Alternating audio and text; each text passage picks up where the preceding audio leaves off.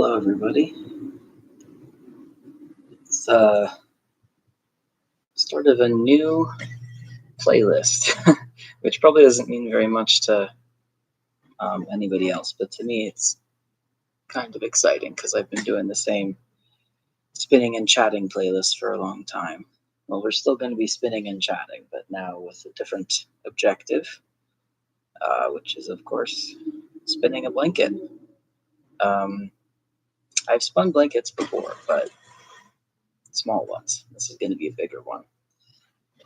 So, I streamed briefly last night when I should have been sleeping because I couldn't sleep.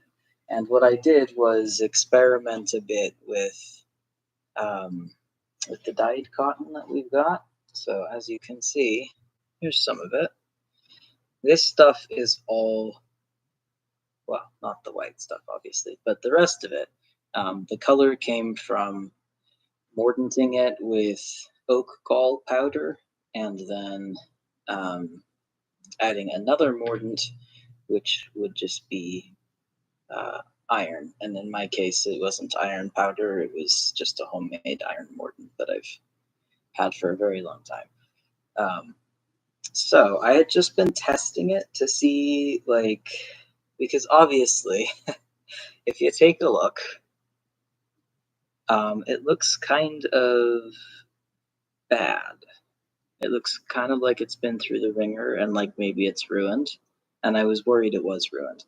I don't think it is. I spun up a sample last night and I just finished knitting a square with it, which then immediately exited this plane of existence, as things often do around me. But yeah, it seems to work okay. I don't know about durability. We'll have to test that too. But I think we'll be good. So I think we're just gonna get started. So I had tried both the darkest section and some of the lighter section.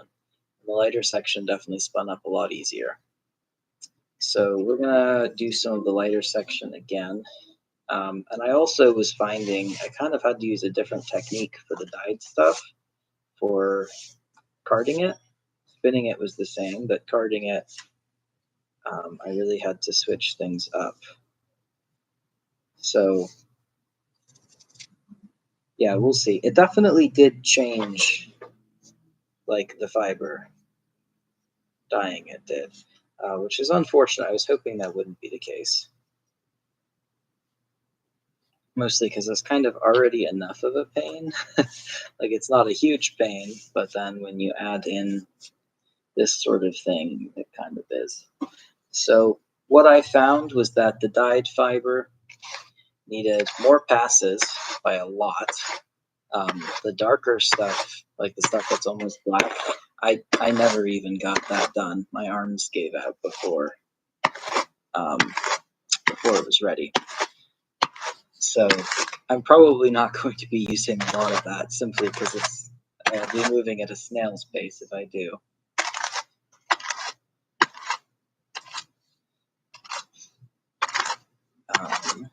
Right, but I had also sort of discovered like it wants to be worked on a slightly different way that I'm struggling to remember because I did do that very late at night and I was also really drunk. Yeah, I think I'm kind of getting it. It definitely does want to be handled differently. Cotton is so weird. I don't know any other fiber that is so picky in this way. Another thing I noted was that it likes, once it's been dyed, it wants to be rolled off. It doesn't want to be, well, it wants to be rolled off a different way. Not using the knitting needles that I have been using, but rather just sort of rolled off using the cards, which is not something I ever dared to try earlier. So I've just got this opened up. I mean, it's not great, but it's enough to work with. The problem is my arm is already killing me. We're not going to get a whole blanket done this way, so some more innovations will have to be made for sure. But yeah, when I tried to pull it off the way that I usually do, which is, just grabbing a couple knitting needles and doing this and rolling it up, yeah, didn't work. It broke like immediately.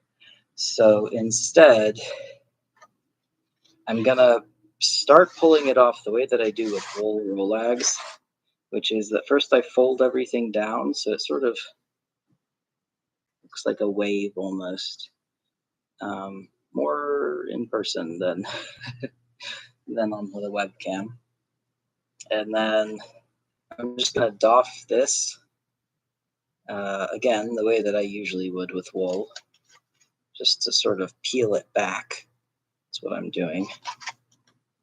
And then, so I only did it once this way. The first time I was trying and failing to use the needles, and I went through with that.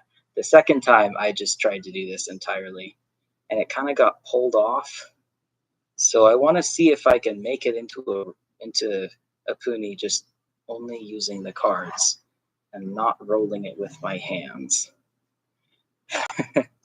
It's not looking good so far. I imagine it takes some practice. I'm also not sure if the cards need to be facing the same way or what. They currently are. I could see it either way.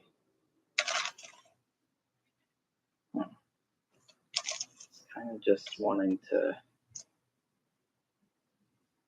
Okay, it's coming together a bit.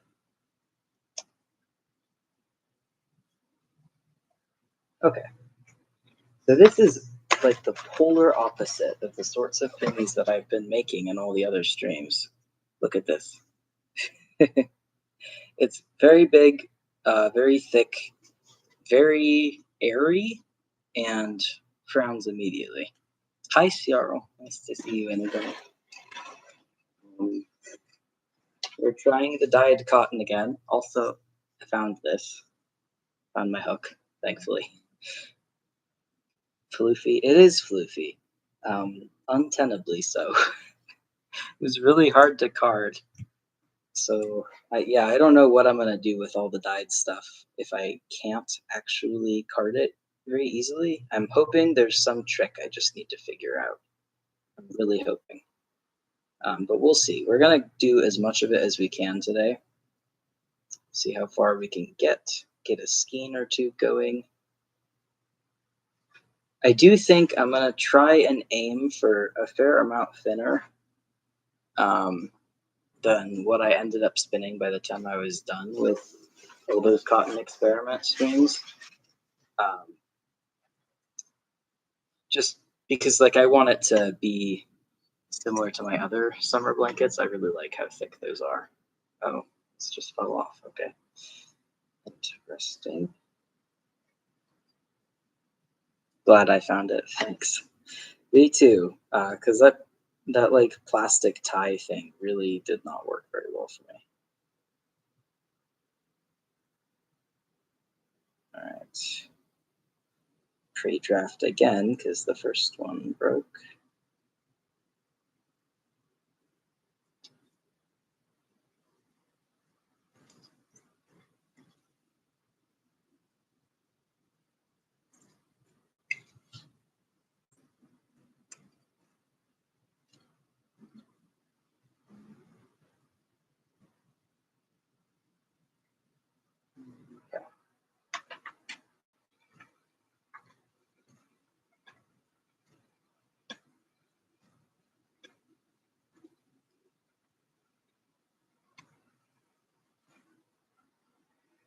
So we're not going to be plying right away, like this stream. We're going to fill up bobbins and then ply at the end of that. So it's going to be a bit of a break from how we usually do it. But I really don't want to do a chain ply in this particular situation. And I also, this was like some of the lightest stuff. Like the darker stuff was a lot harder to work with. So I figured, okay, today I'll start with the lightest stuff. Still not very easy at all, unfortunately. So I don't know what to do about that. Yeah. And I'm wondering if the avocado dyed stuff will be easier. I haven't even touched that yet. I think it's still drying anyway. Okay.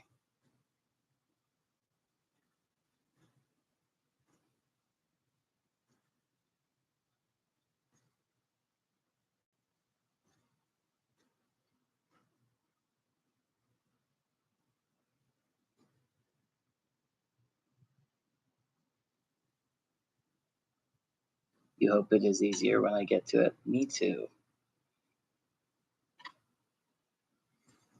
I was looking on YouTube for some like cotton dyeing stuff. Pretty much everything is about mordanting, which it was fine when it was being mordanted. It was the dyeing part that was an issue. So I can't click on any of those. But the ones that I did watch, everybody was working with either fabric or yarn. I'm getting a little worried that there's a good reason for that. I wouldn't be shocked because that's how it is with linen. Um, but like I already knew it was possible to spin dyed cotton, just that it was a pain. And I was hoping I would find a way to make it be less of a pain. We'll see. But I really like the color. I really wish I hadn't immediately displaced the square that I made with it, but it looks really nice. Especially alongside the white, it looks really nice. I don't know what color scheme I'm gonna go for necessarily. Probably like all my other cotton summer blankets have been whatever random dishcloth cotton I had lying around. So I'll probably keep up the theme with random colors again.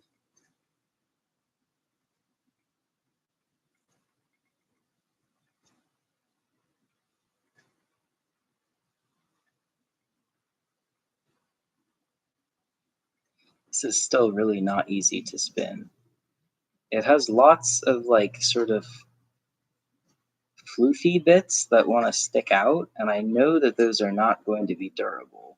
They're just going to shed off like as soon as I put it in the dryer the first time. But that's kind of all it wants to turn into. Having to really slow down and coax it to do something else. But it is working. So at least there's that. It's funny. I thought I was like done with the exploration process and experimentation process, and I could finally start on actually spinning it. And then I totally changed everything about it, and now I'm surprised that I have to do more experimentation. I should have figured, honestly.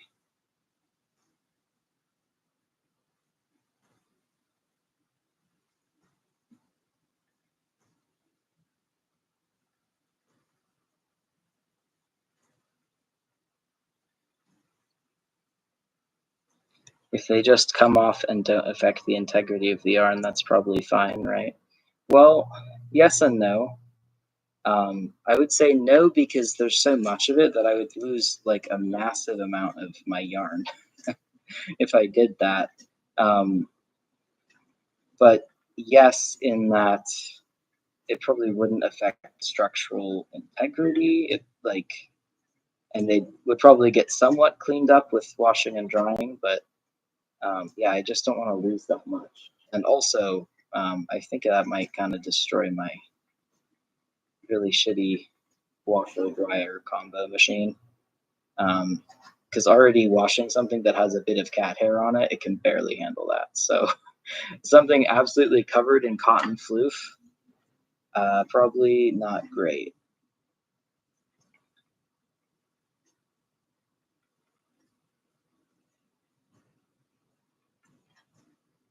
Plus, I think the other thing is that, and this is true of like wool and stuff, when you have slubs that are going to come out, at some point, it's usually best to try and pull them out then and there, because otherwise, when you ply it, you'll be plying it with that slub in place, and then when it comes out, there will be a gap.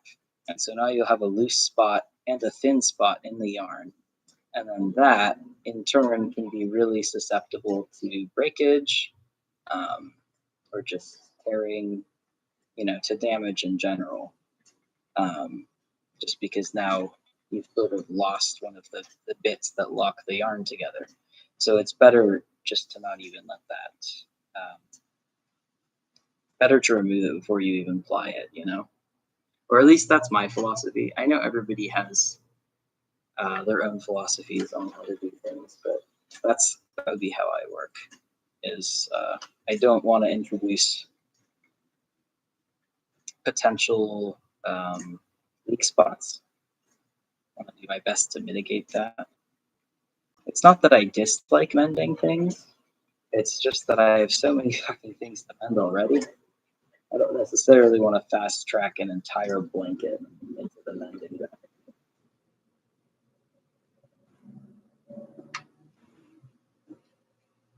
What's going on? Oh, sorry. I have my mouse charging for my computer, and I'm like, why is the cursor going everywhere? I still don't know why, but I just unplugged it, so now I should be less distracted by that. But yeah, that's my reasoning behind it.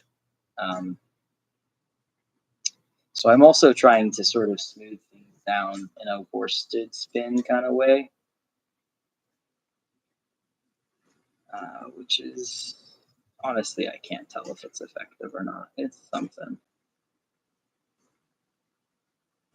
Certainly something.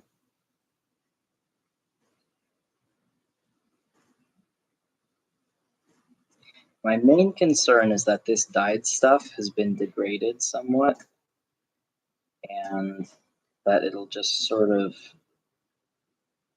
quickly fall apart as I wash it and use it.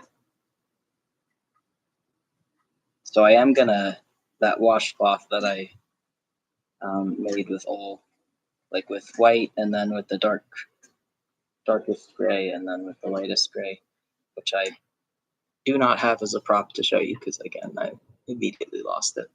I'm going to wash that thing like multiple times and see what happens. And I'll do the same thing with the avocado dyed stuff too.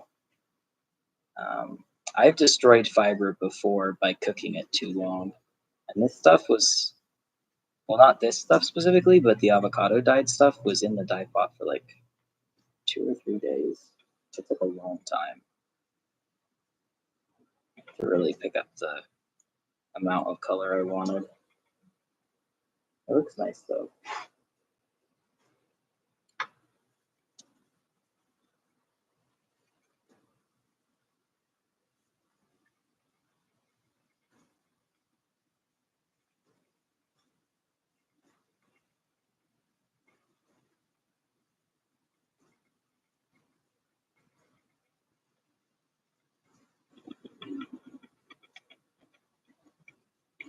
I've been looking forward to this all day.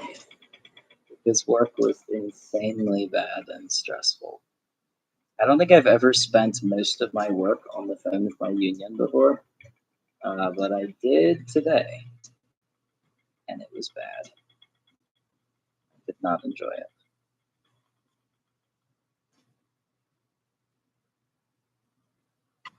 Very glad to finally be getting some kind of stress relief. I did finally go back to my crafting group, which was nice. But if I'm being honest, it didn't actually feel any nicer than if I had just been sitting in a room by myself crafting, which is what I usually do on lunches now that I've quit smoking.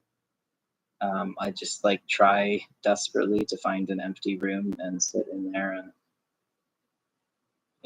do whatever it is I brought. And honestly, it's kind of more peaceful. I feel bad abandoning the group, but also like not. They also abandoned me a tiny bit, but yeah, I don't know. I got to think about it.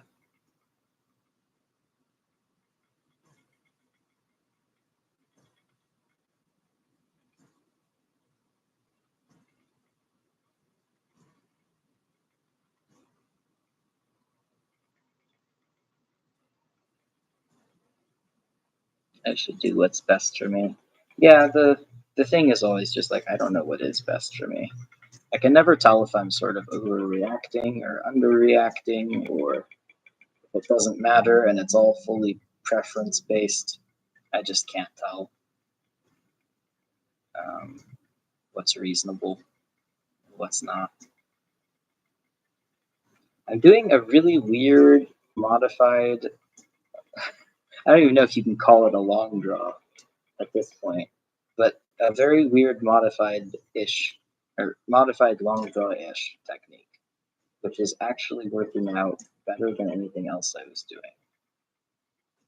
But it involves lots of like pinching to stop the twist so that I have something to pull against, just over and over again, as you can see.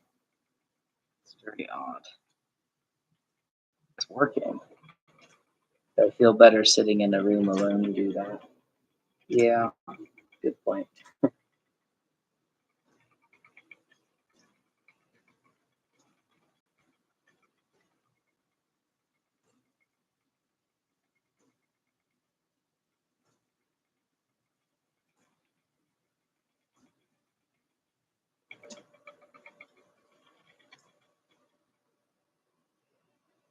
This stuff does tend to run thin a little easier than the undyed stuff, which is kind of annoying. Or at least that's what it feels like. Maybe I'm just not as good at spinning it. It's also entirely possible.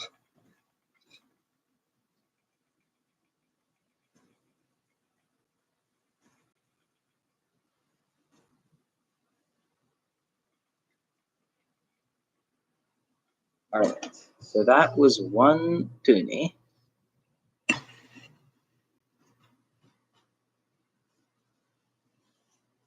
I would say it looks reasonably good. Not that you can really see it, but it looks about the same in terms of quality as a lot of my other stuff, so that's good.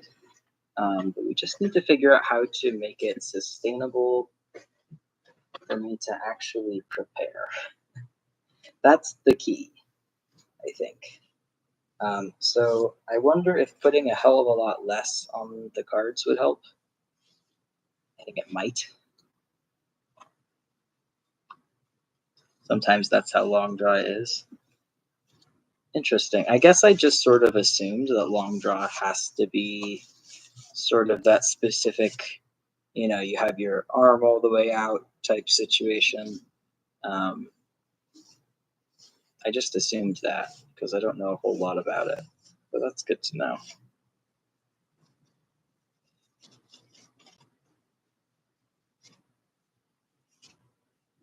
Now, we did ascertain that 2 grams was a pretty good amount. And it looked like very little on the cards, so I'm just going to try and emulate how that looked on the cards.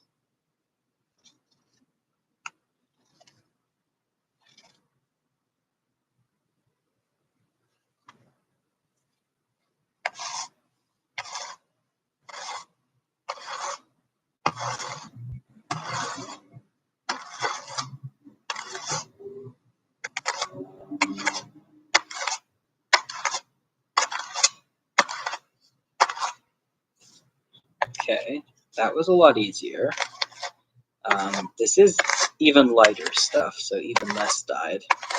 But nonetheless, this feels more promising. So I think it's quite possible I was just super overloading the cards yet again.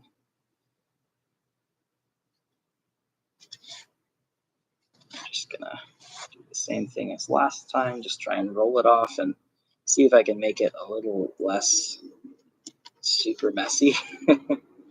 That first one was a little embarrassing. Nope. I don't know how to get it to curl. It kind of just wants to peel all the way off.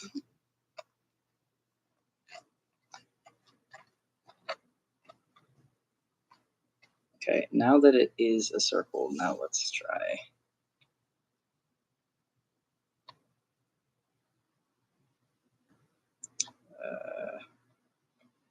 I'm entirely guessing here. In case you can't tell, this is not ever how I make roll lags or poonies or anything else. I've seen some people do it, but that was a long time ago when I was really new. It was working so well until, well, it was working-ish until I did that. I think it's because I switched direction. Let me try it again. Yeah, it is because I switched direction, so I was like unrolling it.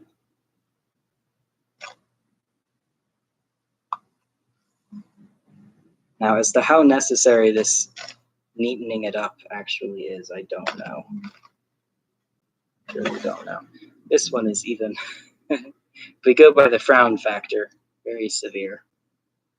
Let's give it a shot.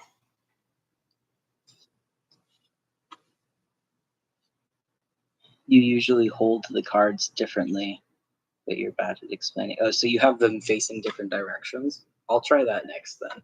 I wasn't sure.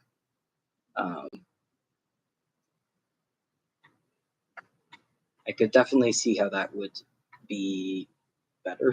I just don't have any practice. Okay. So I'm basically going for something that will get me worsted-ish weight once it's been 3-plied. And it's possible I'll have to do some thicker plies in there. I'm really not good at guessing it, you know. But I think so far so good, except for all the thin spots I'm getting, tougher than those.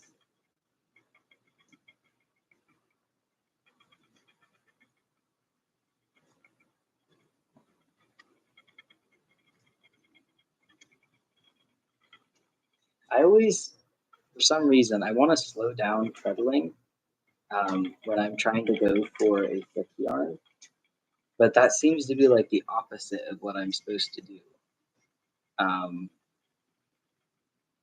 I don't know why I have that instinct when it's so clearly incorrect. I'm like, I wonder maybe that's how you're supposed to do it with wool. I don't know.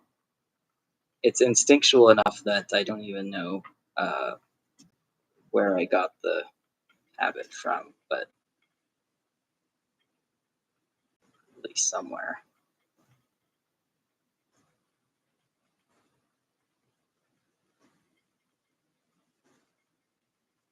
This is definitely working a lot better.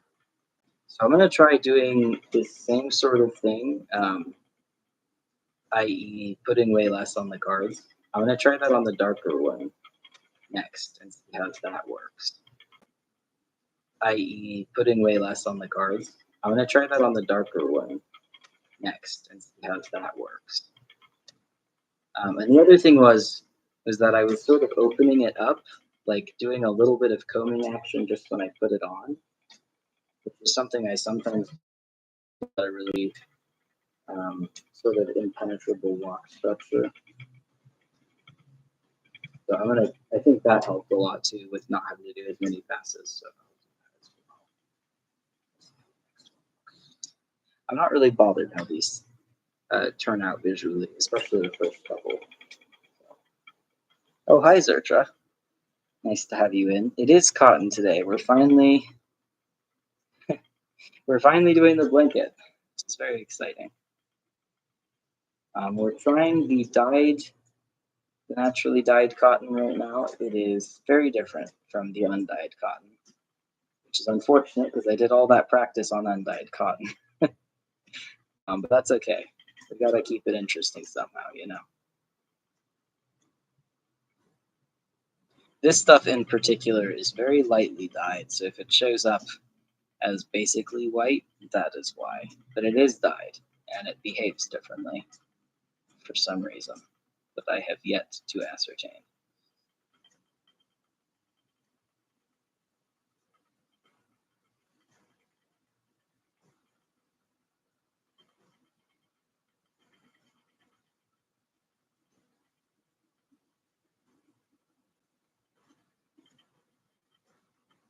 Yeah, so this was definitely more successful than the last one.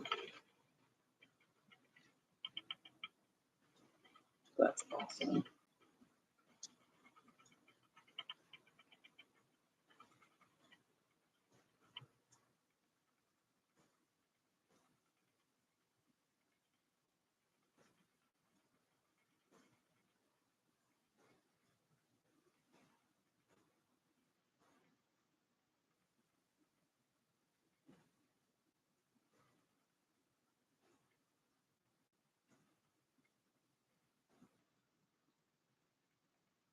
Looks gray on the bottom. Yep, it is.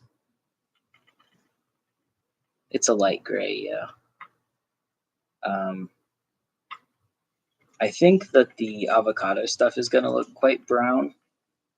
It's still drying, and it's really hard to tell colors before something is dry, generally speaking. So I don't know exactly what it's going to look like, but it's sort of like a peachy orange.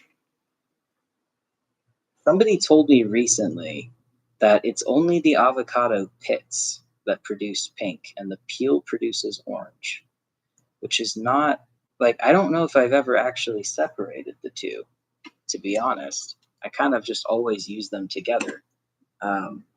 But I'm still eating a huge amount of avocados. So I'm going to try just doing the pit next time and see what happens. Because I'd like to get a pink. I've gotten a pink with both before, I will say that. But that was on wool, not on cotton. So this time, hopefully you can tell that's quite a bit darker. To me, it looks almost inky black in some places. I really like this color. I really hope I can make it spinnable. So we're going to utilize those things that we learned from the last one, the last puni, that is, which is to try and comb it open a bit while I'm putting it on. That's what I'm doing right now. And then also not to overfill it. And my hope is that with those two things, I will not need 8 fucking passes like I did. I needed so many passes, it was absolutely untenable. So yeah, we'll see. I just want to be able to, like, if I can make 4 or 5 of these dark ones in a day, then that is good enough for me. I know it's always going to be a little bit more difficult, but like, I was literally done after the first one, so there's got to be a way to improve on that.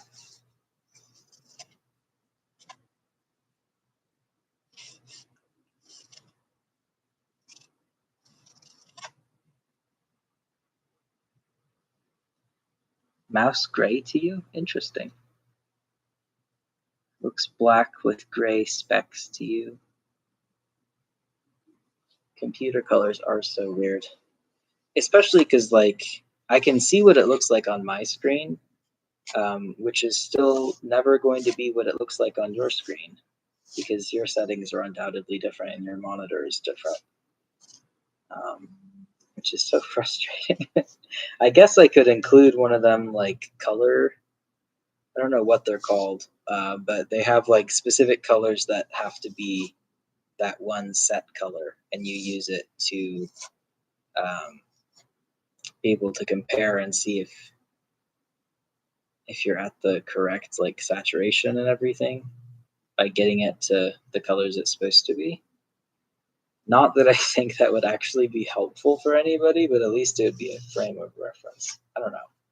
Okay, I might have actually overfilled this one. I hope not. But here's what it looks like. There's not too much on there. It's definitely a thin-ish layer. So let's see. Already this feels better. So that's good. It's ridiculous how differently it handles. Dyed to undyed. It's like a totally different fiber. I really wasn't expecting that at all. Okay, well, I think this will work. Because that first pass was a breeze, so as long as I can get this second pass down, I think we're good.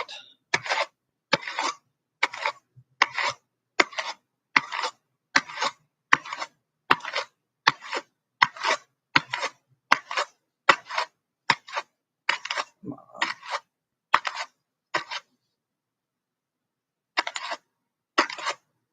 Okay.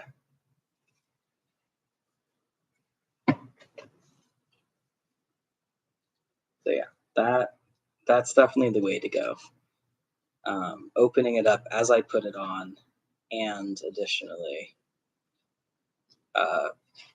not overfilling it.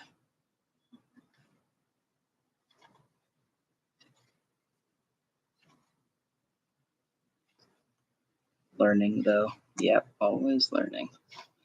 What does it feel like when dyed since it doesn't felt? It feels,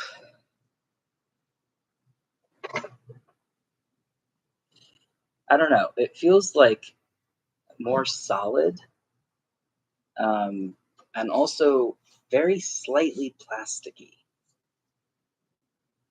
Like, I don't know, but it definitely feels slightly plasticky.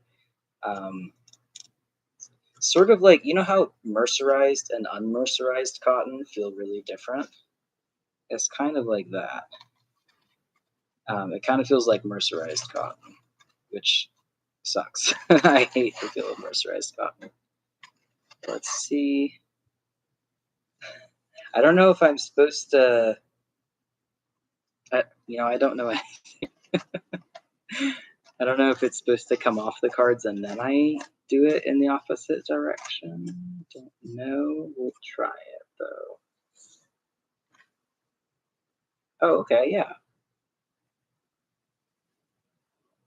You were definitely right, Cyril. That is like so much easier.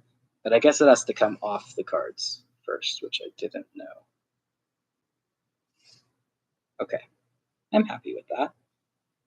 That certainly looks a hell of a lot prettier than the other, like the first one that I did that was dark. And it doesn't even frown too much, which is kind of surprising. That's how you hold the cards when you roll the wool up. So do you, um, when you're like just first detaching the wool, do you still have them opposite or do you have them the same way? With wool, you can roll it off with the cards, but you don't know about cotton. I mean, I feel like if you can do it with wool, probably that skill probably translates to cotton.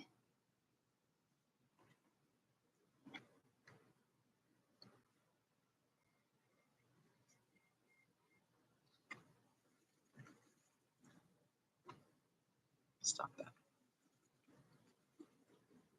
You hold them that way the whole time. Do you do that when you're carding too?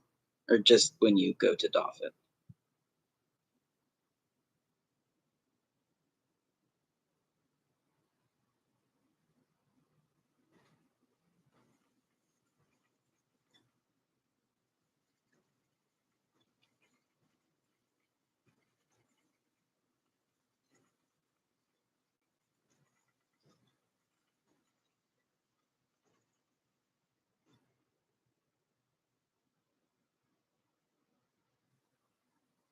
There's a piece of debris in here. I want to get out. Yeah, when I'm spinning this, it definitely feels like a totally different fiber in a little bit of a plasticky way. The way that mercerized cotton feels to me, which makes me wonder what exactly mercerization is, because if it's just heating it up, I'm going to be so mad. Because that's what I've just done to a whole bunch of like. But also, I don't know if you can hear it. It makes this sound like paper tearing every time I draft it. Gosh, and it's also really lumpy.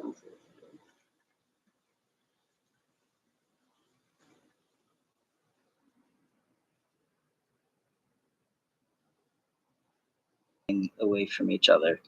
It's hard to explain. I mean, I do too.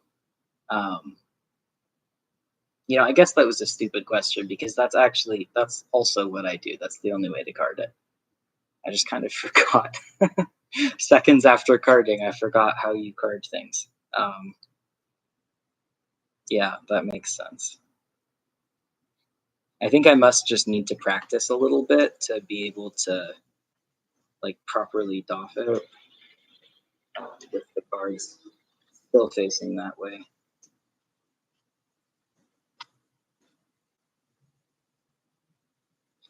Definitely not very pleasant to spin, I'm not gonna lie. So I think I'm not gonna use this really dark stuff. No, it broke. This particular batch of it, hopefully it was just the way that I dyed it, and I can, make better choices next time that lead to more spinnable fiber, hopefully. But I don't know.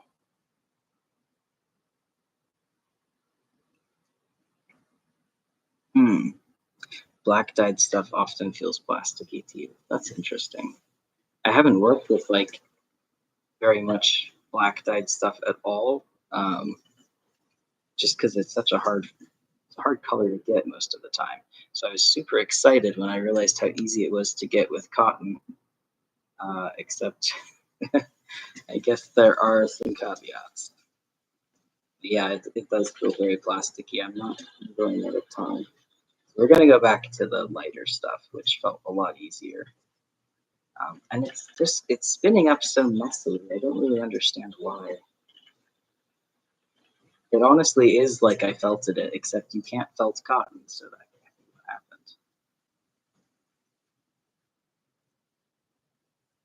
And it's also not taking the twist quite as well. All of these things are leading me to believe that I damaged this fiber when I dyed it. I'm almost positive at this point that I must have damaged it when I dyed it. But the fact that the lighter stuff isn't quite like this gives me some hope.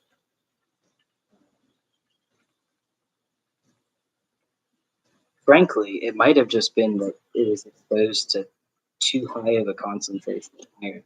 Even though it was only in the iron water for like a minute at most, really more like seconds, it's possible that it was just too much iron, and that absolutely does degrade and destroy fiber. Like on old tapestries and stuff, you can tell what was iron mordanted by what colors are just fully missing. They'll just be gone.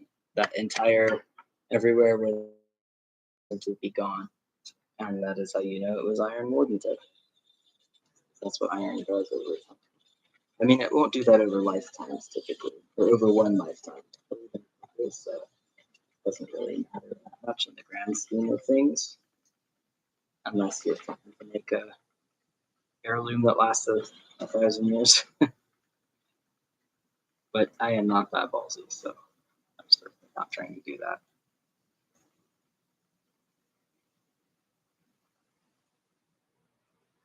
Dark colors are a pain to get, yeah, for sure. You can get them a lot easier if you over dye stuff, and I do like over dyeing. But even so, all right. Why is this so? I can't tell if it's just because my screen is dark, which it is, or what. It's in shadow. Okay, so yeah, here's the difference in color. That's what I just spun, and then these were the other ones. All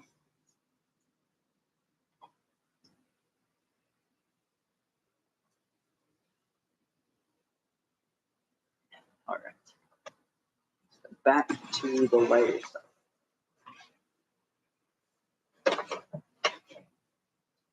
If you look at it, I don't know how well you can see, but hopefully you can tell in the center, this stuff, to be honest, it looks and feels almost like undyed cotton. Whereas the more it gets to the outside, the more the iron has affected it. generally speaking. The good news is I didn't use any iron whatsoever on my avocado dyed stuff. I just used the oak gall tannins, and then I guess I used a little bit of alum, although I don't know what kind of alum because I didn't ever label it. I just know it's alum. And then I used the avocado, and that's it.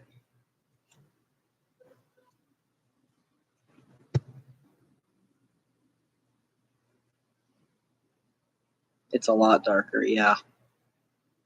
I like it though. I think at least, if nothing else, it should leave an interesting bit of barber pulling in this scheme. I think having sort of a mishmash of colors should be pretty interesting for a blanket. To be honest, traditionally, my summer blankets are always a little bit ugly. So I don't mind keeping with the theme. See this? I can basically card exactly how I would card undyed cotton, which is very nice. It's so much fucking easier.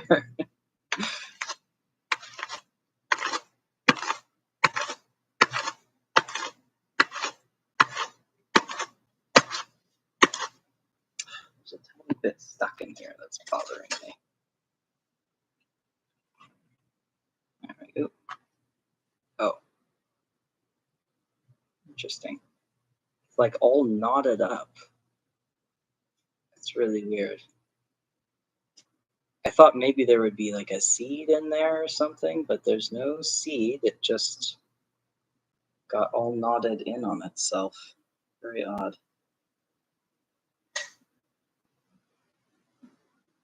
All right. We'll keep trying the roll-in technique. I really want to make it work. All right. That first, I think. And then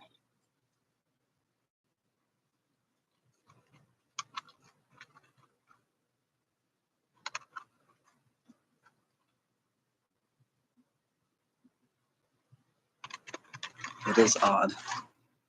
Cotton is such a mystery to me.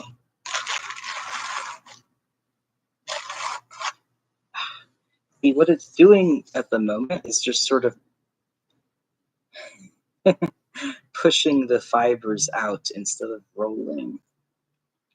I don't know why. I almost wonder if they're a little too embedded in.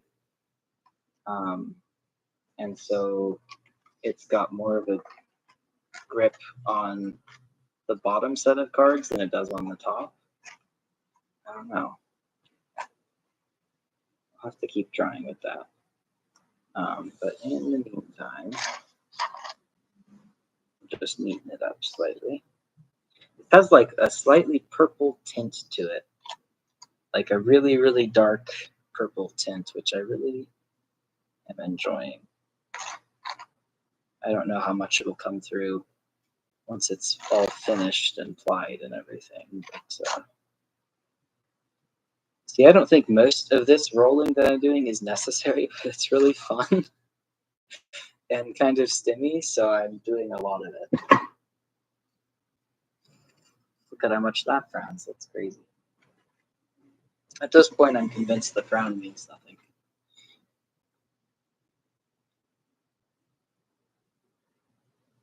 All right.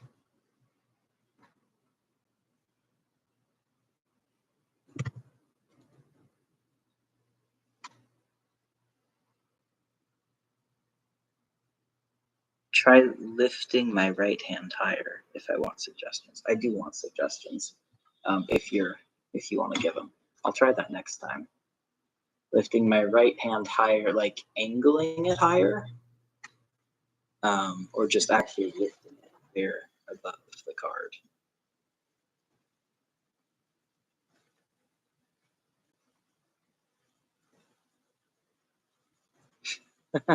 This is so much easier to spin. It's kind of insane. It's like night and day. Like it's still not super easy, but compared to the dark stuff, it's so much easier. There's a thin spot I need to fix though.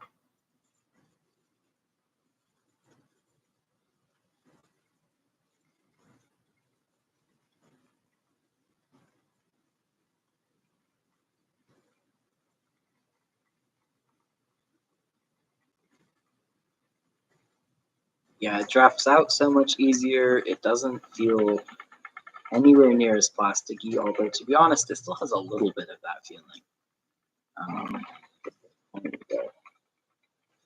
Which the more I think about it, the more I think that's from the iron.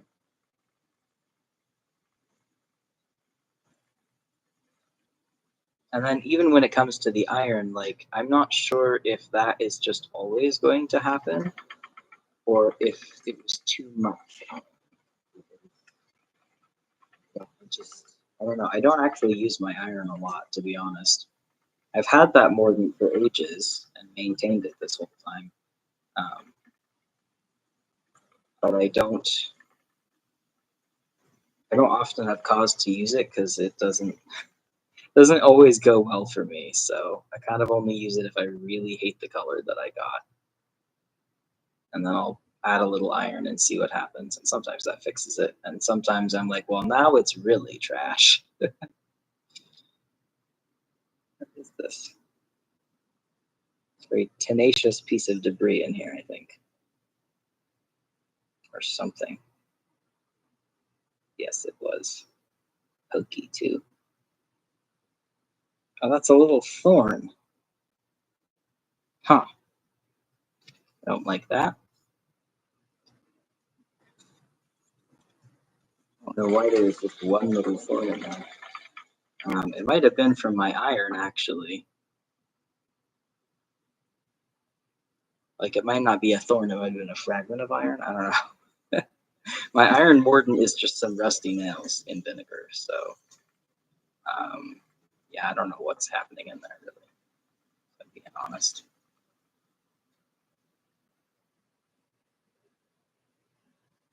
Yeah, I want the handle to be higher and the tip of the card to be pointed more down. Okay, I'll try that, assuming it works like wool. I mean, I feel like mechanically speaking, it's got to be about the same, right? So I'll definitely give that a shot.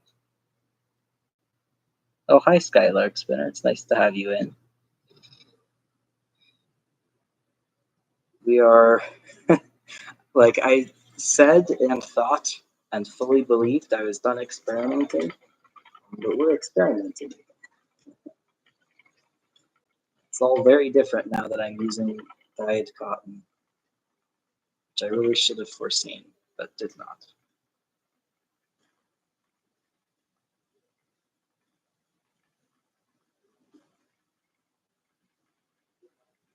But at least the long draw thing is really working. It's so much easier than actually, like,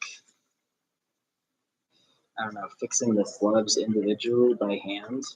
Like, I still do that a little bit sometimes if it's really bad, but for the most part, not necessary. And thank goodness for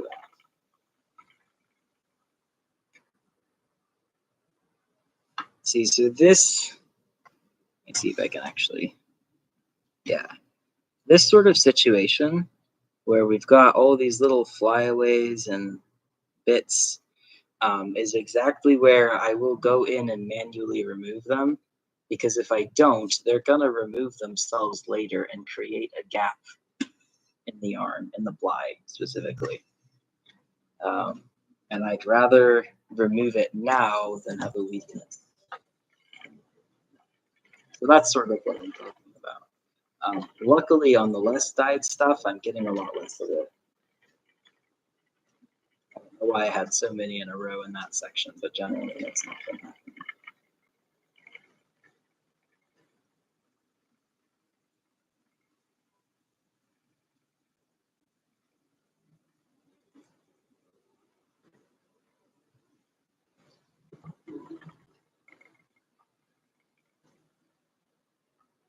Don't prick my finger with iron debris. That's how you fall asleep.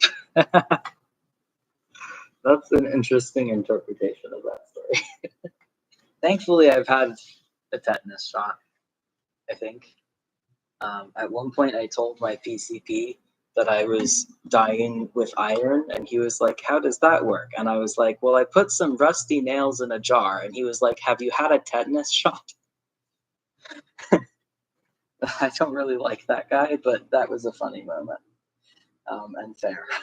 So I'm pretty sure I've had a tetanus shot. I don't actually remember how that ended, but I cannot imagine he let me leave the clinic after saying I was playing with rusty nails without giving me a tetanus shot.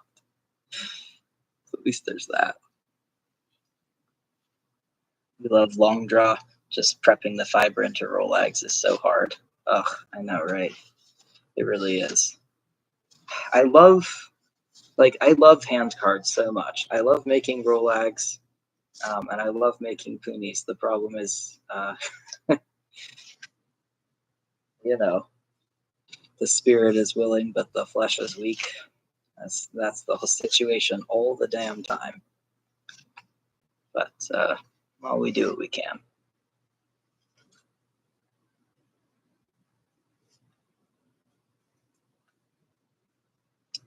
More experimenting, yeah. It is always a good idea to get shots. Agreed. My parents, I don't know where they stand now. Frankly, I don't really give a shit.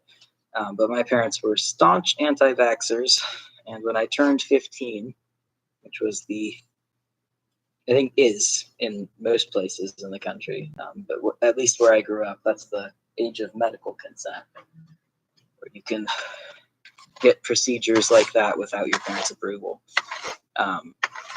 When I turned 15, I immediately went and got as many vaccines as I could in one sitting,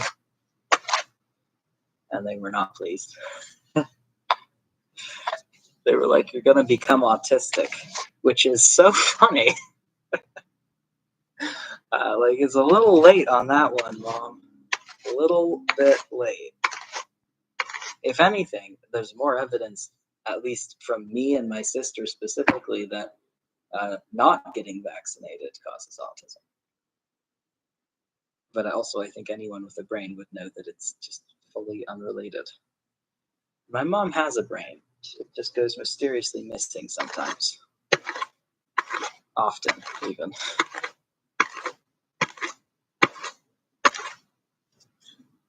I don't remember if that was 2 or 1. It doesn't look that great, though, so I'm going to give it 1 more. Just a quick one. And then I'll try what you were talking about, CRL. Just have to scroll up, I think. Vaccines are good. Agreed. We love vaccines. Okay. Want the handle to be higher and the lip of the card to be pointed more down. I think I know what you mean by that. So first, bend that over. Okay. So the lip of this pointed down, this to be higher. Let's see if this is what you mean. Hang on.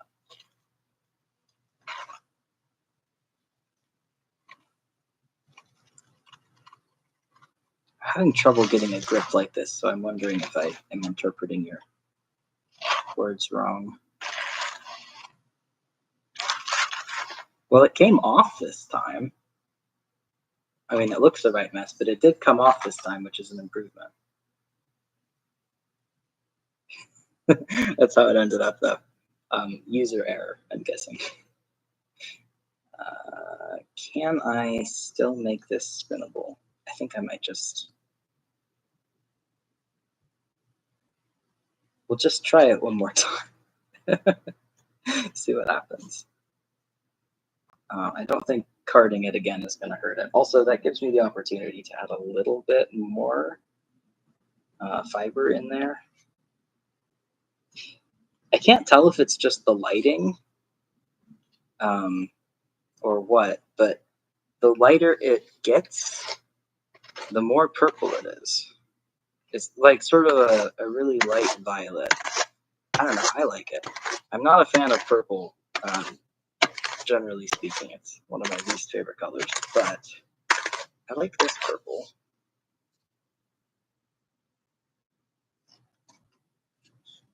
Just give it one more pass to actually even it out. The problem with redoing it is that you're always going to have to do at least 2 more passes, because the first one is never going to completely seed it. Okay, I think we're good now. Uh-oh. That was my laptop saying the battery is low. And I'm not ready to end the stream yet, so certainly not ready. Give me 1 minute. I'm going to go plug in my charger real quick, okay? Be back in like 20 seconds, honestly.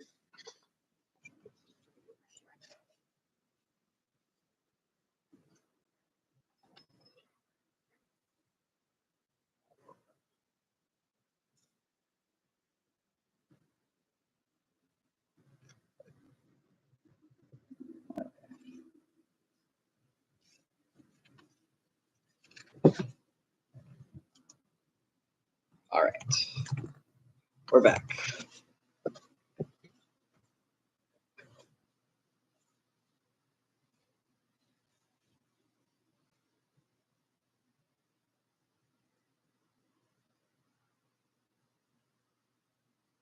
You once had a lady say to you when you were standing in line to get a flu shot, you said, "Are you going to get double autism?" Which you found funny if no one else did.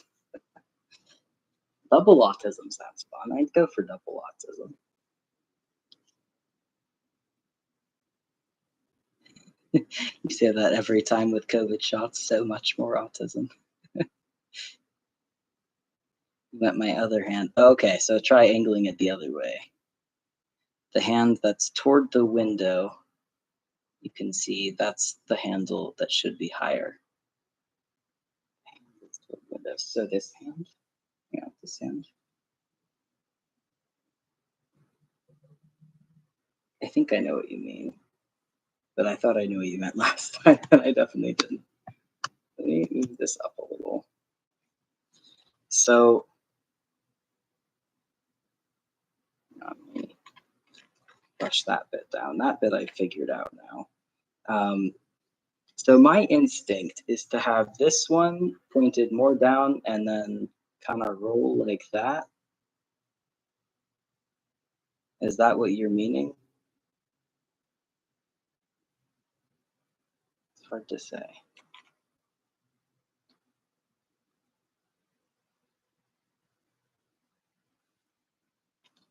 I'll try it.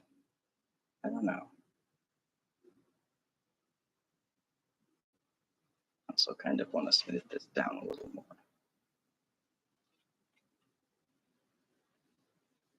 I think I'm going to give it a shot. We do have quite a few attempts at this, so. Have the one toward the computer flat. Okay. And then this one like so. Tilt the other one. Okay. I think, so we've got this guy tilted up and the one with the actual fiber on it flat. It's hard to get a purchase. Should I be starting with the very edge, like of the tines? That's what I've been doing, and now I'm like, that doesn't seem right.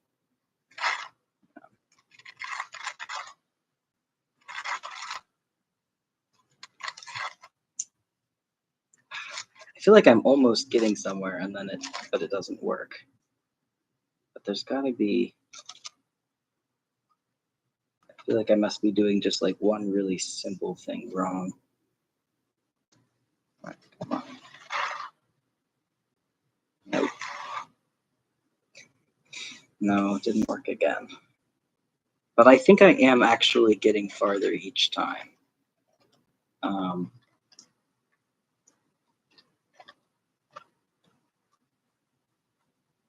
I can definitely salvage it. This one at least. The other one, not so much. Okay, let's. At least I can compact it. I did find, or at least I think I'm finding, that compacting it a little like this helps. It helps it come out a little bit more evenly. So that's nice. It almost makes me want to, like if I were to do big batches of these, I bet I would bring my blending board over and then compact it on that. I've done that before with wool Rolags, and it worked really well. It was a lot easier and faster because, of course, the Rolags get longer than the cards when you do that. So.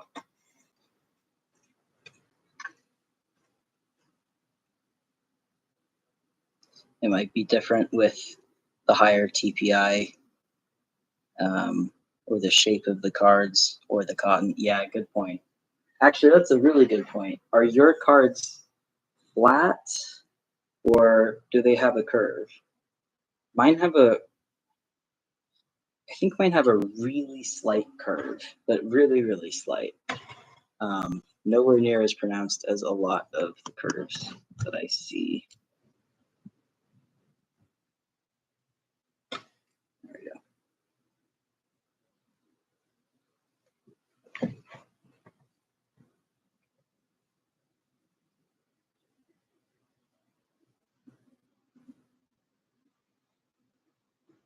I bet. Hang on. I was showing this off to CRO last night, but also it was like impossible to see because of the angle. But I just realized I might be able to make this guy a little more visible. I got a new spinning god, and he's facing the wrong way. There we go. No, he really wants to face that way because of how I put him on. Fair enough. I was at a thrift store that is really cool, and I went into it, I guess, like literally 5 minutes before it closed. And this was the first and only thing I got to look at. But I do really love it. I just like I saw him and I was like, oh, that will be a good spinning god. I just know it. I mean, so far he's not helped, but probably has to warm up to me somewhat.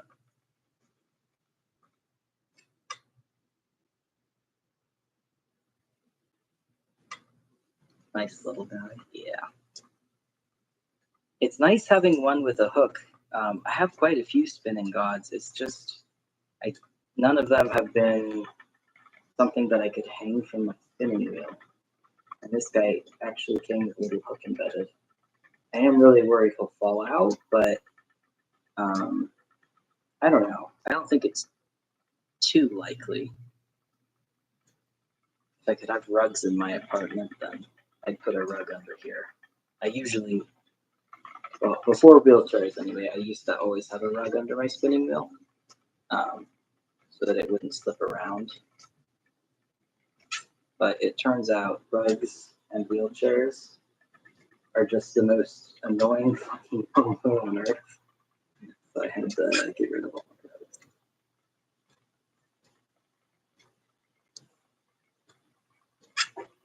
Don't be doing that.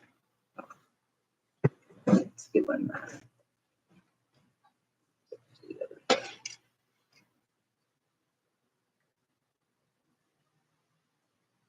Your cards are more curved. That would make a lot of sense.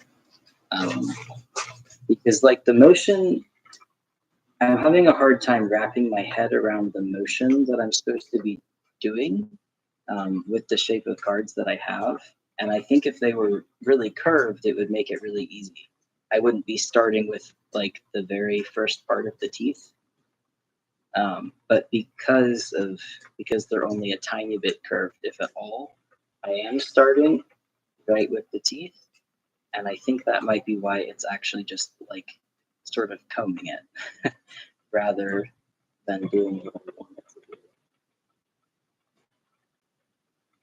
So that's curious. I've seen other people do that technique. Like when I was learning how to card wool anyway, I watched a whole bunch of videos until I found someone doing it in a way that clicked. And I remember I did see a lot where people were pulling it off that way. I might have to go back and watch them and see if anybody is doing it with flat cards, and if so, how exactly. because I think the technique's got to be a tiny bit different.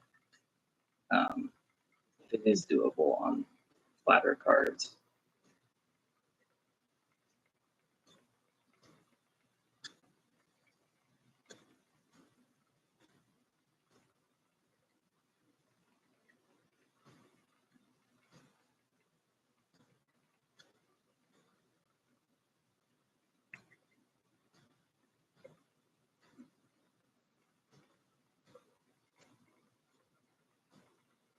This one's definitely a lot more slubby.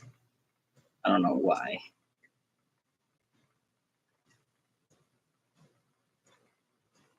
User error probably is the actual reason why, but the exact error, I don't know.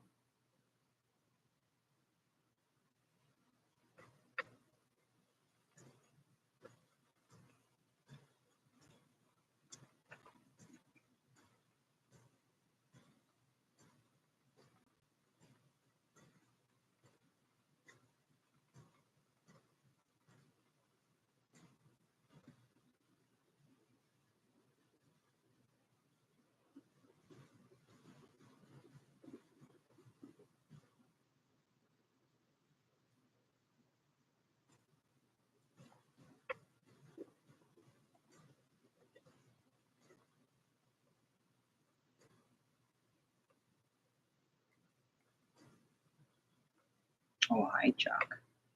She's just sitting in her box, which is right by my spinning wheel, looking at me very accusingly. Incredibly accusingly. Don't know what I did, but okay.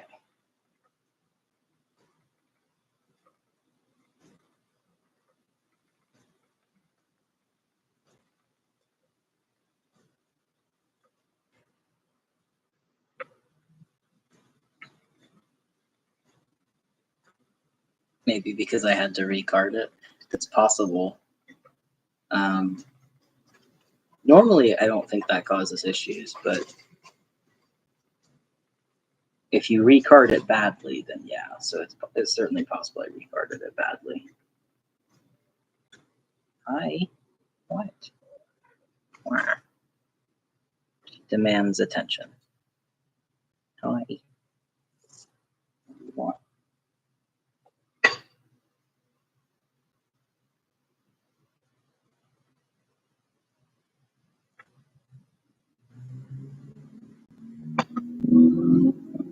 Buddy.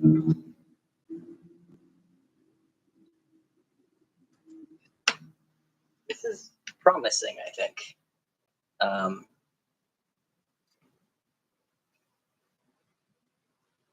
And also, the speed is not too bad. Like, we're an hour in, and I've spent a fair amount of that talking and or recarding things as well. And we've already got the first row done, so that's really not too terribly bad. Chuck, no. None of that. She's trying to get into the wool bag to indulge in her favorite activity, trying to eat wool, which I cannot allow. Go away. Go lay down.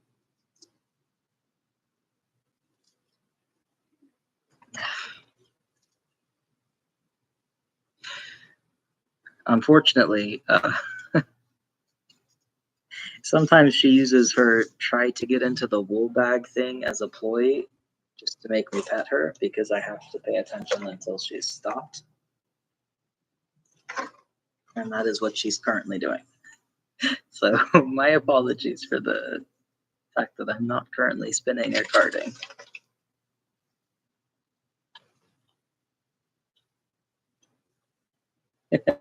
I'm spinning instead of doing what she wants. Yeah, that is actually why she's mad at me. You're right. She doesn't mind spinning. Like, she doesn't mind when I spin. It's just that I have to be doing it in a way that allows her to also participate in either cuddling me or in sitting on the wool. Sometimes I give her wool, and she'll literally, like, it almost looks like she's trying to incubate it. Like, she'll just sit on top of it and sort of like pile it under her and sit on top of it, and then not let anyone near it. as if she's a hen incubating an egg. She's a very weird little cat. Bro, there's plastic there. You can't even get at it. This fool doesn't even know what plastic is. Chuck, just no. Just no to all of this. I'm removing it from the situation. Okay. Are you happy with yourself, Chuck? There we go.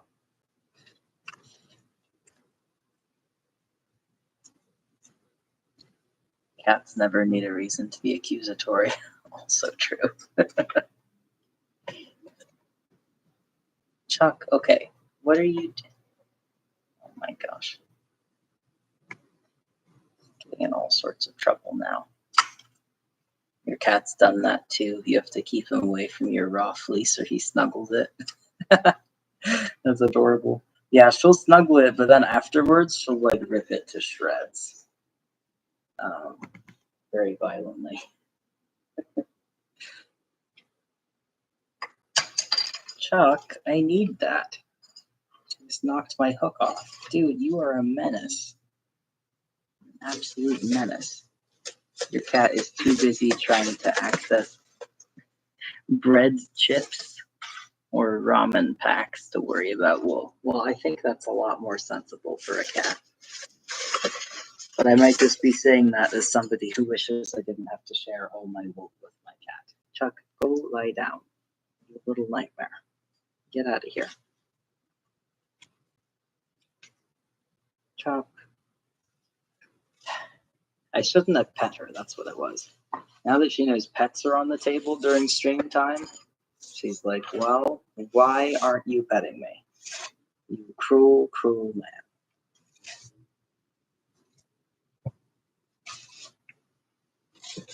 Okay, finally she's going back to her box. Thank goodness.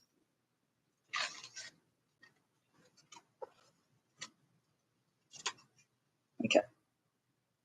This is sort of a mix, this one, as you can see quite clearly. We've got some dark and some light in here. I'm curious what'll happen.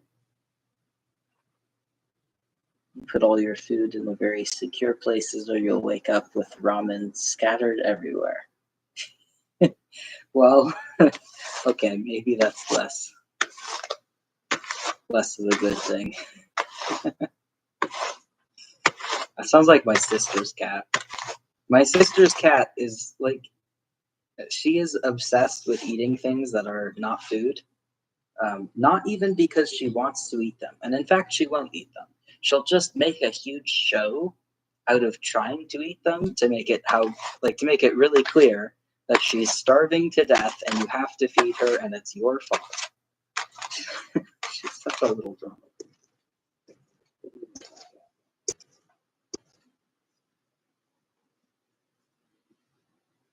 She's carding it for me, making biscuits / roll eggs. She actually, funnily enough, she has helped me with picking open wool before.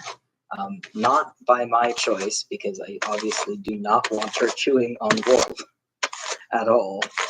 That's an easy way to get a very expensive vet bill. But I had left my wool in my room, and I thought I shut the door, but she was able to get in somehow, and I come in, and she was like at my bed where I had all my wool laid out, and like sort of ripping it to shreds in a way that was very similar to willowing. And about as effective as willowing too, which was very funny, just with a lot more cat saliva involved. I think she's obsessed with wool because I'm obsessed with wool, and she's obsessed with me. And so due to that, she's like, look, if it's good enough for you, it's gotta be good enough for me. And she tries to insert herself into the process at any given opportunity.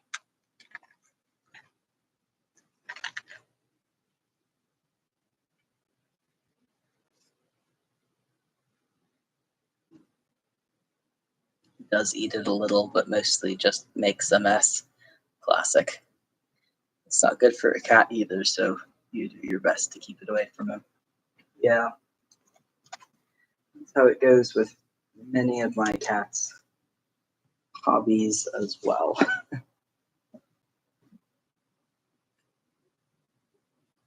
I know, it is cute. It's very cute and also very bothersome.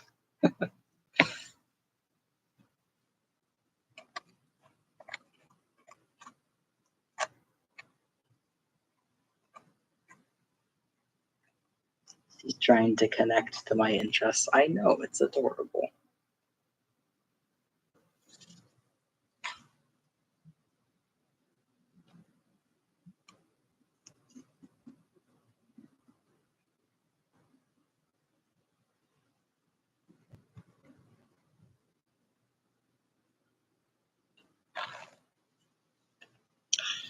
One problem I am still consistently having is that the cards really want to slip off my legs. And I'm kind of considering adding some sort of like non-slip stuff to the backs so that they'll stay on my legs a little easier. It's honestly getting pretty annoying. And I'm gonna have to put up with it for a very long time otherwise. So I don't know, we'll have to see. You would not be happy if your wool got covered in cat drool either, but it's cute to hear about it. I mean, luckily, the cat drool washes out pretty easy. Like, honestly, I typically would just let it dry, and then, you know, when I go to wash the wool or the yarn or whatever it is, I'll just add a little bit of extra soap, and it's not too bad. I don't think I've ever noticed like a difference in texture due to cat spit or anything like that. But it's not safe, so it's definitely not something I'm trying to encourage. Not that it matters, but she encourages her own damn self. Very funny cat.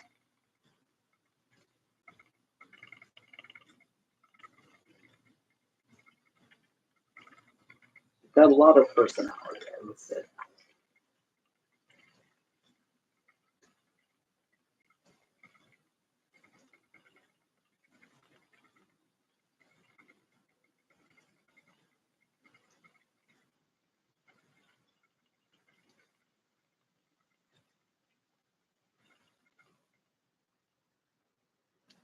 Wonder if they make a table clamp or holder for hand cards like they do. I mean, I think you could use the exact same thing. It's just that I don't have anything to clamp it to. And even if I did, clamping and unclamping it every time would be more trouble than it's worth for me. Because working clamps is not super easy when your hands are really messed up. So unfortunately, I think non-slip is like kind of the most I can do. Because I did try. At one point, I had been talking about how when I was still like rolling the toonies off using knitting needles and applying a lot of tension, I talked briefly about how I wanted to try clamping the end or the card with the fiber to the table and doing it that way. And I did, but I just found that it was like quite a bit of setup to actually get that going.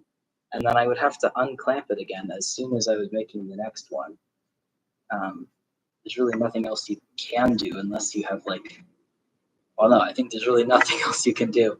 And that just was not, that undid any helpfulness that it might have provided. So I don't know. That might not be the case for everyone else, but in my particular situation, it was. I could put Velcro on them and get a Velcro band for my leg. Unfortunately, Velcro is also really difficult on my wrists to use. Like, I'm having to get leg, I can't remember if it's abductors or adductors, one of the two. I'm having to get those because at the moment I'm using this band, Velcro band to hold my legs in place. And aside from the fact that it's dislocating my hips, which isn't ideal, it's also almost impossible for me to remove it myself, which is not good. Like it's a safety issue and then also an issue for other things.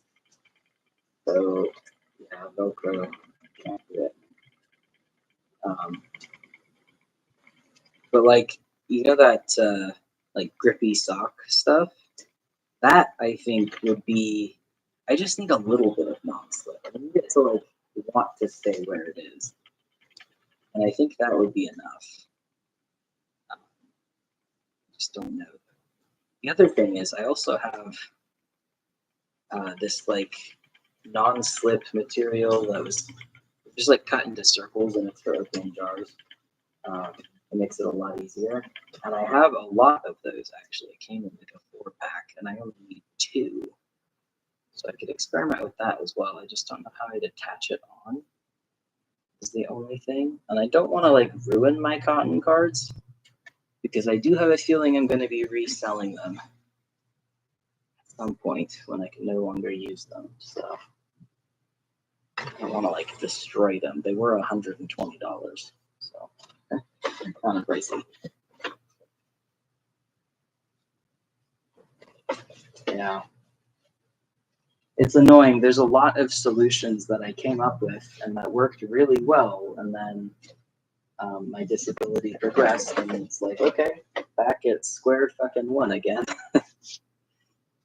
So at this point, I kind of try to future-proof things as much as I can by assuming I would become much more disabled very quickly, which is a depressing assumption to constantly make, but unfortunately also an accurate one.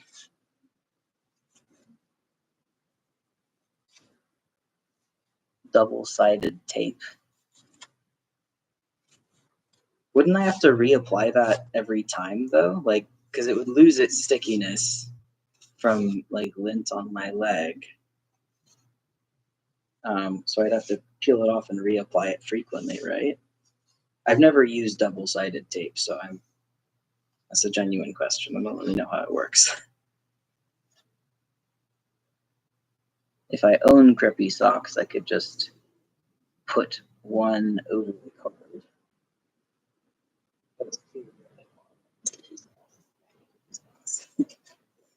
But I guess I could like get a pair of grippy socks and do that, which it'd probably be cheaper than buying the grippy sock liquid. I don't know what it comes as. I assume it comes as a liquid that dries.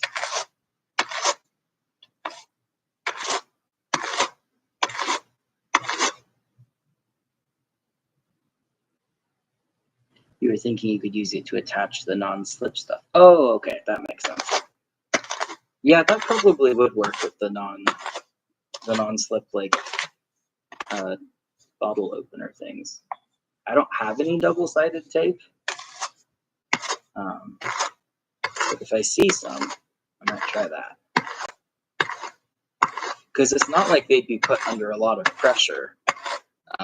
It's literally just I want them to stop sliding off my leg when I'm doing stuff with them. Like at the moment, I'm holding it firm enough that it wouldn't need it. But it's more like when I'm at this stage, I have to. It probably doesn't look like it, but I have to hold it or put it in specific spots on my leg so that it doesn't immediately slide off onto the floor.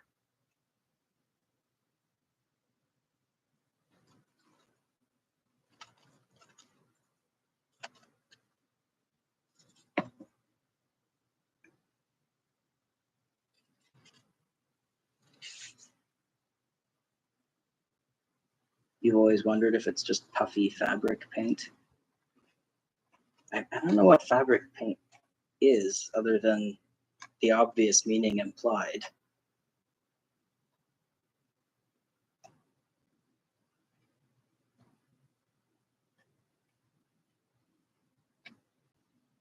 Oh, why am I doing that by hand?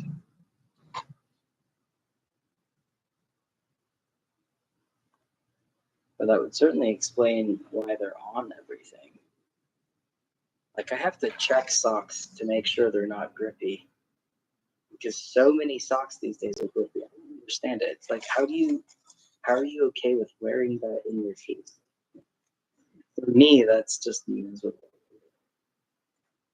I mean, I don't, having been in a mental institution and having to have worn the grippy socks, I already have a bad association with it due to that. But also, I just don't like the texture.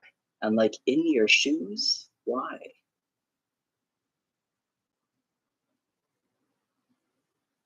You don't know, you just think about it because when you were a kid in the 80s, or you were a kid in the 80s whose mom would do crafty stuff. Well, that makes sense. We thought the grippy texture was more like hot glue. I've seen it be applied to things. I haven't applied it myself, but I've seen it be applied, and I think it is closer to like a paint rather than like hot glue. But there also may well be different kinds. That, like, there probably are different kinds now that I think about it. It's interesting. Like, if it peels off easy, then that wouldn't be a bad choice for the brushes. Because I don't want to do anything permanent if I can help it. I just don't know if it would peel off easily. I guess I could try that on my wool hand cards first, because the resale value on those is going to be pretty damn low because they look kind of awful. Also don't need it on those, but that's okay.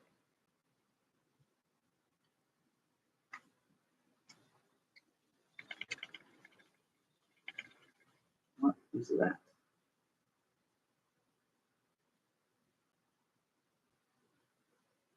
Okay, just normal debris. Earlier, I found what I think might have been a splinter of nail, because the mordant is, or one of the mordants anyway, is literally just nails dissolved in vinegar. So now I'm kind of worried that there might be bits of nail in this whole thing. That's the only piece I've encountered, though, and it was in the very darkest section. I'm not like super worried, but I am a little worried.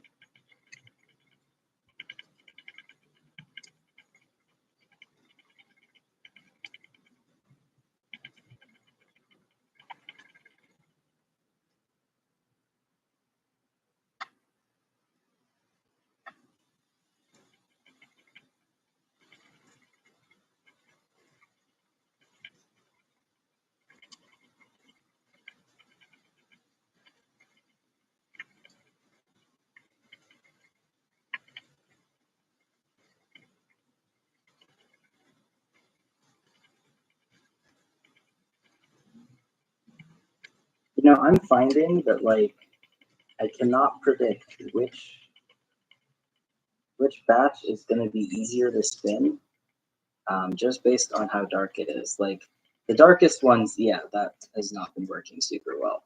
But I've been picking what I thought was the same shade of gray this whole time, and it's kind of like wildly different each time in terms of how well it drafts and whether it has tons of slubs, whether it just goes way too thin the whole time. I must be missing something. It's also kind of dark in here, which is necessary because either it has to be dark in here or I have to do this with sunglasses on. And I would much rather not do this with sunglasses on. But yeah, that's probably not helping my ability to tell how dark something is. But nonetheless, it's like, I don't know, I wasn't expecting it.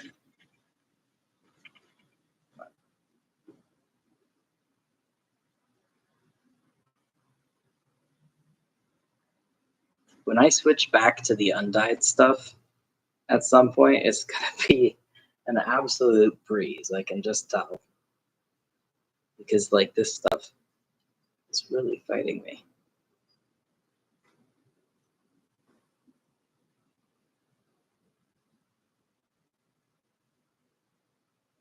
See if it sticks to a magnet. I don't have any magnets, unfortunately. Or at least not any strong ones that actually stick to things. spinning on hard mode. Yeah, literally.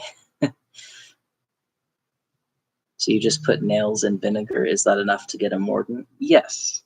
And it's the same thing with copper mordant. You just put copper, so copper pipes is what I used.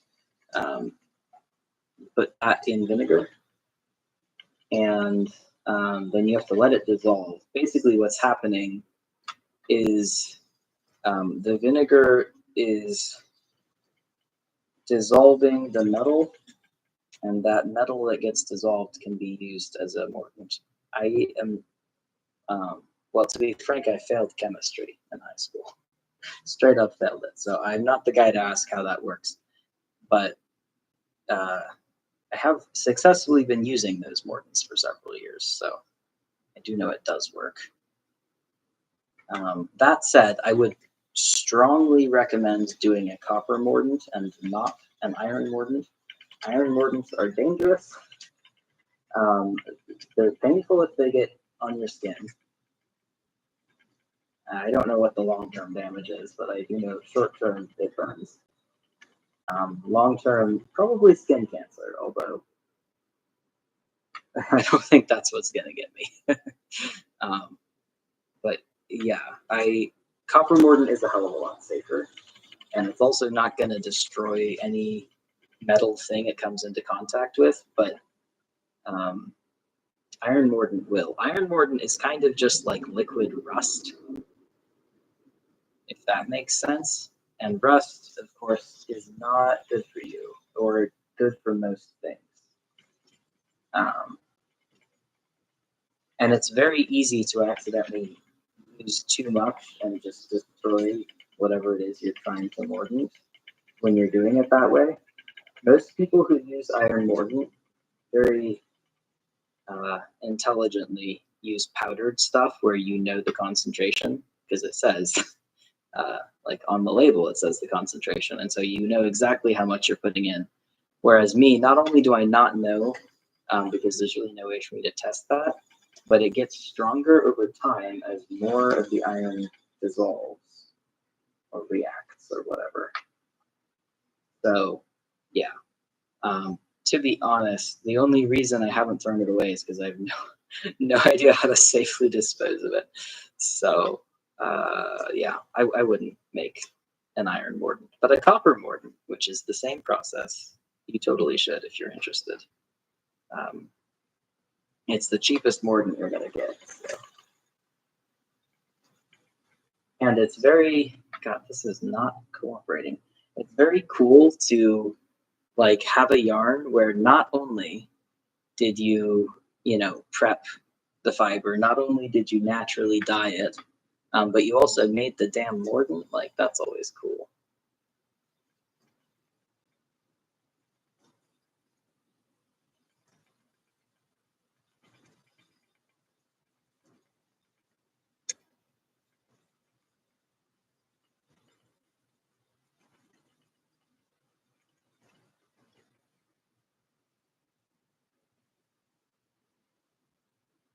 It is cool, yeah. We'll do a couple more. My arms are getting a little tired. But we'll do a couple more. And I'm going to stick to the lightest sections of this. Maybe we'll try hard mode again later when I'm a little bit more confident, But I think if I deliberately stick to the lightest section, hopefully that'll help me out a bit. But overall, like, it's not terrible. I think it has adequate twist, which honestly is one of the biggest parts. If you have inadequate twist, a slubby cotton yarn like this is just gonna look and behave like absolute shit. Whereas if you at least have adequate twist, even if it's super uneven and slubby, you can really get away with it. So that's the key part. I think I'm still overfilling it. Just like not even thinking about it. I need to be a little bit more thoughtful when I'm doing this.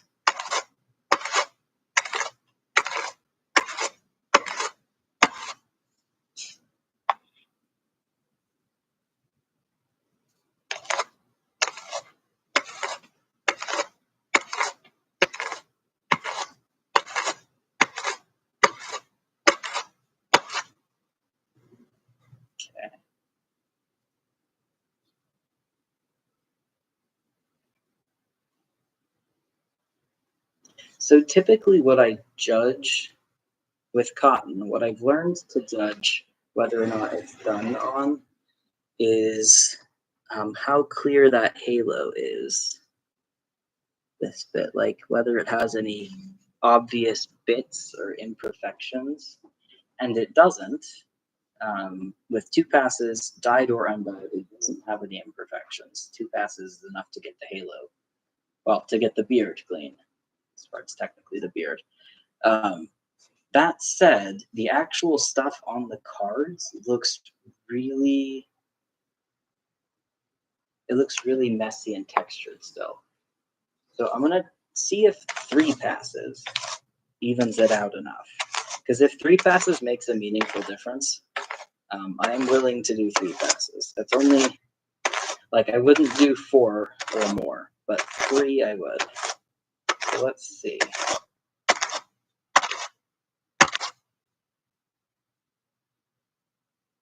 Texturally, it looks a little smoother. Looks aren't. I keep doing that. I'm so used to putting down my extra card because, generally speaking, when I'm using hand cards, I card it and then I put 1 down and I do the rest of it just with 1. And so I keep putting it down, forgetting that right now I need both.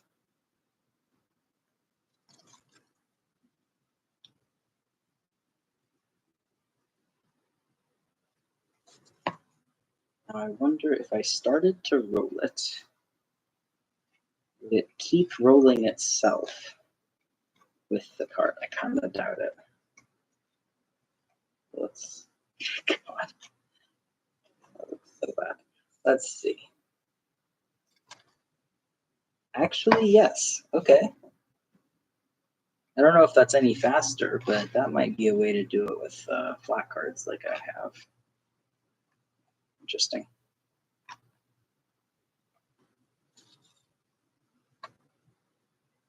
It's crazy, like how much more cylindrical and smooth it gets after doing this with both cards. Like even just once or twice, immediate improvement. I never would have guessed.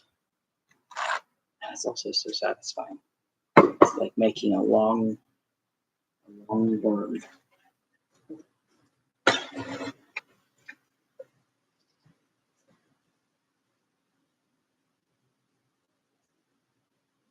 I'm not going to be plying this today, I think, because I don't want to buy the ground.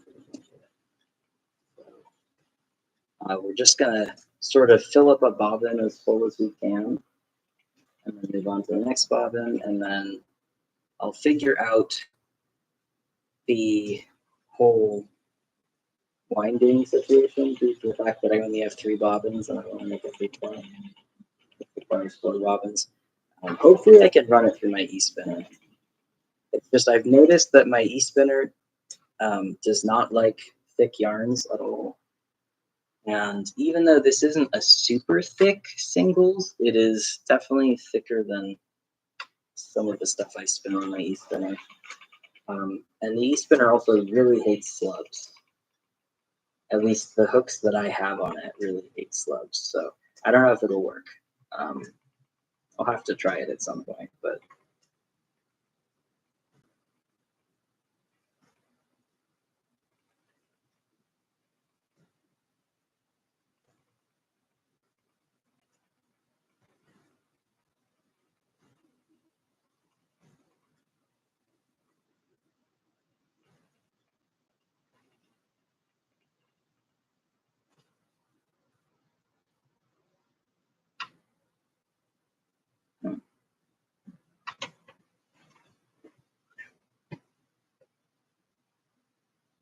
oh. Sorry, I heard my phone. It's just my sister calling me. I'll have to call her back later.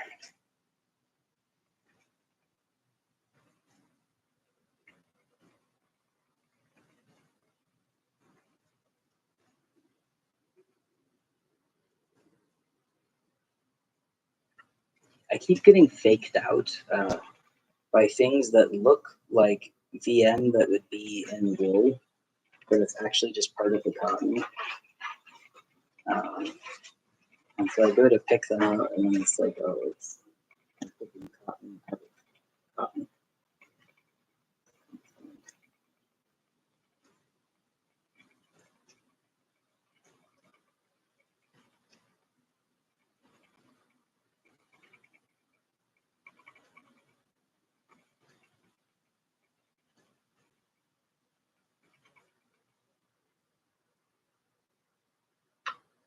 Slugs are rough on the name. Yeah, they really are. Is that for every fiber or cotton in particular? Yeah, I agree with Jarl. It's every fiber. It's just like, I mean, I think it does depend on the hook style, because I've seen some more solid ones that I bet would be better. But like, imagine running slubs through a paper clip.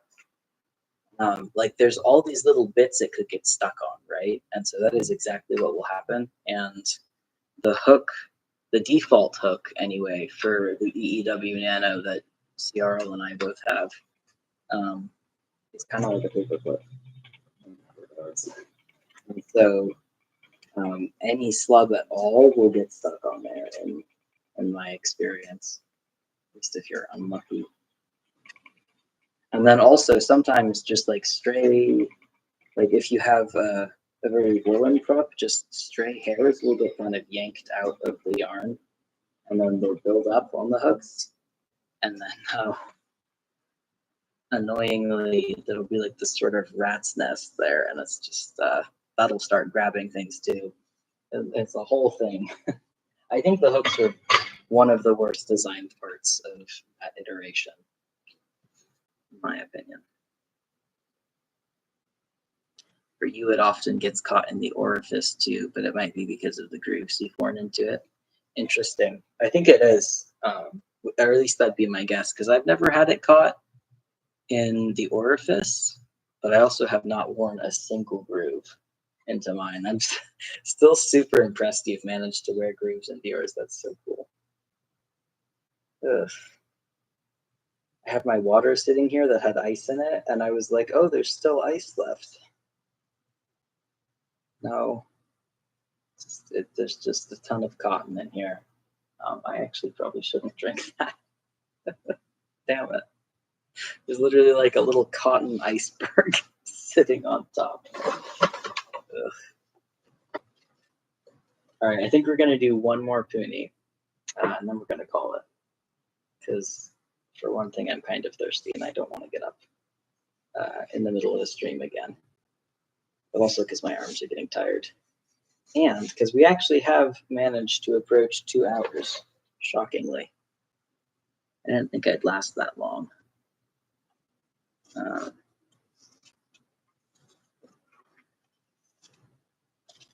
There also might be a bit of a lapse at some point. I have no idea when, but there might be a bit of a lapse in streams again, just due to some health issues that are once again arising. Don't really know if or when they'll come to a head, but it's absolutely impossible for me to spin or stream when I'm having those issues. So could happen. Hopefully not, but I'm not lucky when it comes to that sort of thing, so it probably will happen. Okay. Cotton water, yeah. No, thank you. It did look so enticingly beautiful for a second there. I was like admiring the ice cube and everything. Not an ice cube, sadly.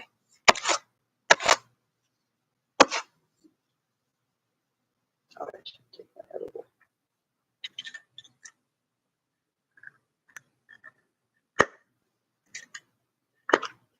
Hope I don't have severe health issues. Thanks. Unfortunately, that is the main kind that I have. It's the life-threatening kind.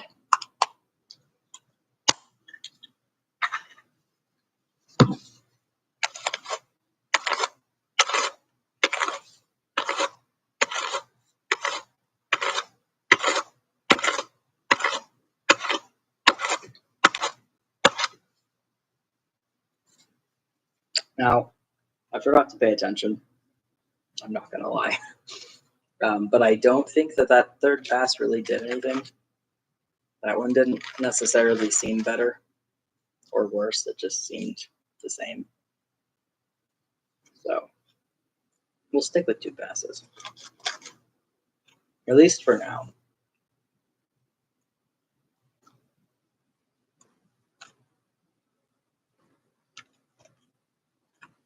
Take care. Thank you. I will try.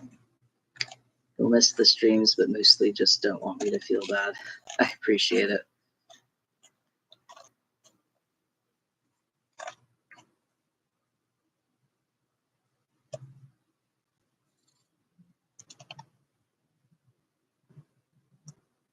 Like the accidental water paint drinking of cotton spinners, for real.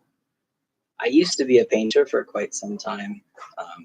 That's what I did when I was a kid and a teenager. Pretty much the whole time I loved painting. And I constantly drank my paint water. And I think that's probably to blame for some of my issues, maybe. Especially because I was using, like, I'm not anymore, but I was an oil painter. And I wasn't just an oil painter. I was an oil painter with a strong preference for the paints that contained heavy metals. So I was drinking those heavy metals. Typically not something you want to drink. But yeah, I did. Multiple times on accident. They don't taste good, so it's not like I was ever doing it on purpose, but yeah. I wasn't very smart as a teenager. Or it was more that I had no sense of self-preservation whatsoever.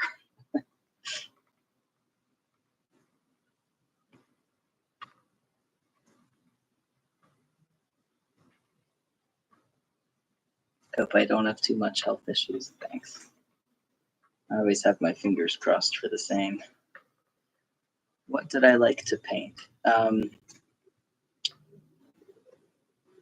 I liked landscapes and what's the word?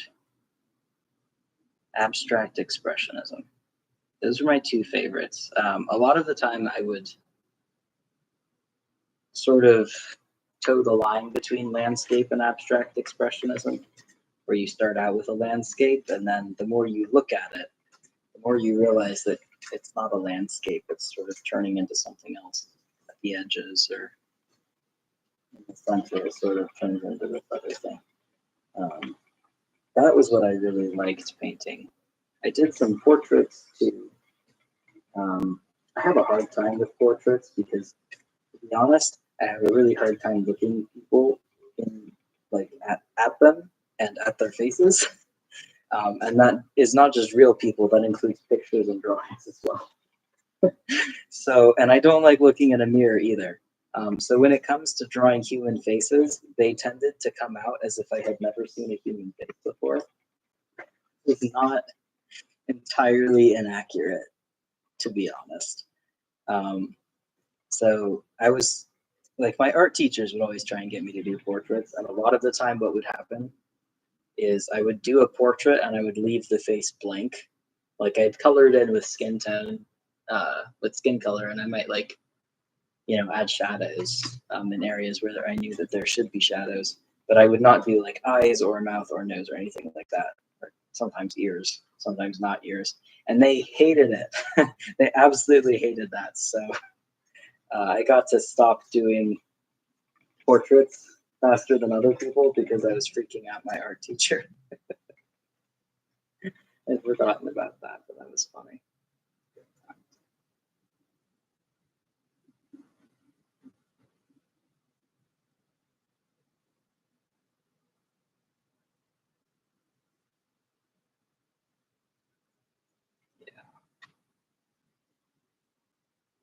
But yeah, abstract expressionism and landscapes, they're still the kind of painting that I like looking at the most. There's just something about them that I can get lost in.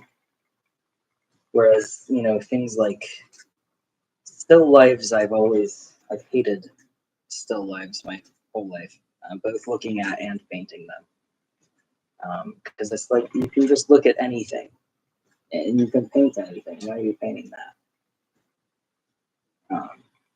And then things that were like scenes or architecture or things like that. I don't know. I just didn't like it quite as much.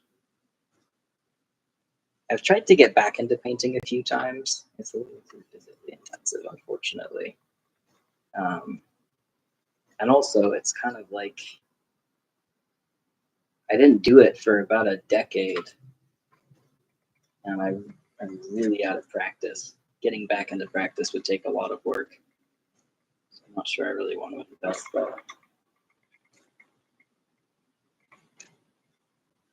So that's why I'm spinning. And also, I can kind of scratch that itch with making bats. The abstract expressionism itch, anyway, because it's very similar, or at least it feels very similar to me. I feel like we got a respectable amount done in almost 2 hours. You got almost two full rows. I didn't quite get this one. But almost 2 full rows, and it's thinner than a lot of the stuff I've been doing on purpose, which means that it took a little bit longer. So I think that's decent progress for one day. And yeah, pick it up again, hopefully tomorrow. Honestly, it kind of depends on if tomorrow is as absolutely insane at work as today was. So we'll have to see. But hopefully tomorrow, if not tomorrow, then hopefully this weekend. And I definitely want to try out the avocado dyed stuff once it's done too.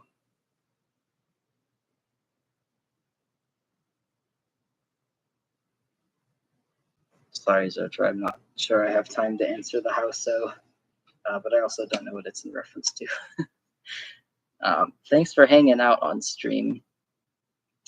Appreciate it. It always makes it much more fun when people show up and chat and everything like that. So it's been a fun one today for sure. Yeah, I'm gonna, I don't know, I guess figure out what the hell my cat wants. Because she's still looking at me like that. But yeah, I should probably go before she accosts me again. I hope you'll have a good night, and thanks for stopping by. Yeah, gotta get to the cat. All right, good night, everybody.